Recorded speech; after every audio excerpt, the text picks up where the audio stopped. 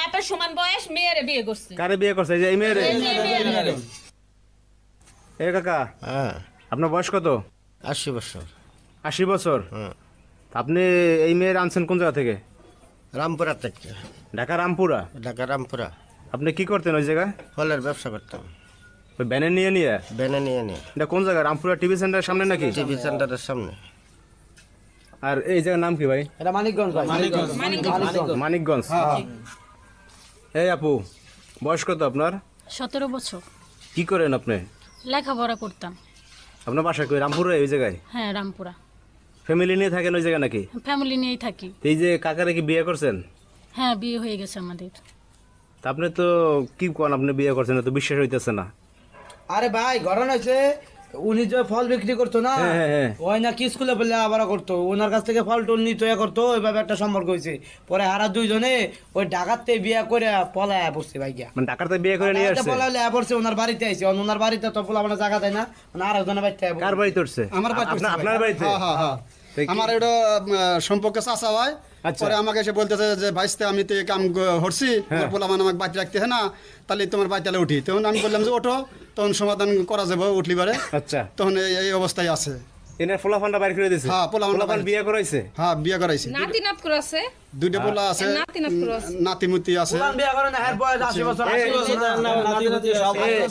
আমার রুচি কি মায়ের রুচিটাই কেমন? মেয়ে যদি খারাপ না হয় তাহলে কি বুড়া বেটারে বিয়ে করে? আচ্ছা, দাঁড়ান। এই চাচা, আপনার কি বউ নাই? বউ আছে। মানে এই বউর কথা বলছেন না? আগের বউ আছে? আছে। ওরে সর্বনাশ। আগে সবই আছে, আগের বাচ্চা কাচ্চা আরে ভাই সবই আছে, সবই আছে। আপনার এই গার্জিয়ান জানে আপনি বিয়ে করছেন? আমার গার্জিয়ান জানে, কিন্তু মাইনে নেয়। হ্যাঁ, আর এই যে এখন এই বাড়িতে আসছেন যে এই কাকার ছেলে পানরা, তারা কি আপনার মানিয়ে নিয়েছে? তারা মাইনে নেয় না, এখন বাইর করে দিছে। এখন কই যাবো তো বুঝতেছি না, আমার বাবা মাও তো মাইনে নেয় নি। আরে মানবো, 80 বছরের। আপনার এই যে মাথায় ঢুকলো কিভাবে যে বিয়ে করা লাগবে এই বয়সে? আমি ওই স্কুলে যাওয়া আসা করতাম, ফল বিক্রি করতে বেনে, তো আমি ওইখান থেকে ফল কিনতাম। আচ্ছা। আবার লেখাপড়া করতাম, সে বুঝতো, জানতো। অনেক সময় দেখা গেছে বাকি দিত ফল। আচ্ছা। আবার অনেক সময় টাকা নাও নিত, এরকম ভাবে কথাবার্তা চলতো। তো আমি তো কখনো কল্পনাও করতে পারিনি যে তার সাথে আমার বিয়ে হবে। তো ওই কথাবার্তা বলতে বলতে দেখা গেছে যে কেমনে ভালোবাসা ফেলাইছে বা কি। আপনি প্রস্তাব দিয়েছেন আগে বিয়ের? না, সেই আমাকে বলতো, আমি প্রথমে মানতাম না। পরে আস্তে আস্তে দেখা গেছে যে ভালো মনের একজন মানুষ, সেই জন্য আর কি আমিও বিয়ে করে ফেলাইলাম। কারণ বয়স তো, ভালোবাসার মধ্যে বয়স কোনো ব্যাপার না। আর সেই কারণে মনে করেন যে বিয়ে করছেন।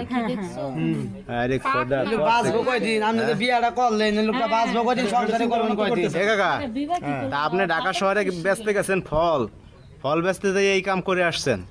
হ্যাঁ, ফল বেচতে দিয়ে ফুল নিয়ে আসছেন বাড়িতে? ভালো লাগছে আমার। হ্যাঁ, আপনার এই বছর তো ভালো লাগে কেন?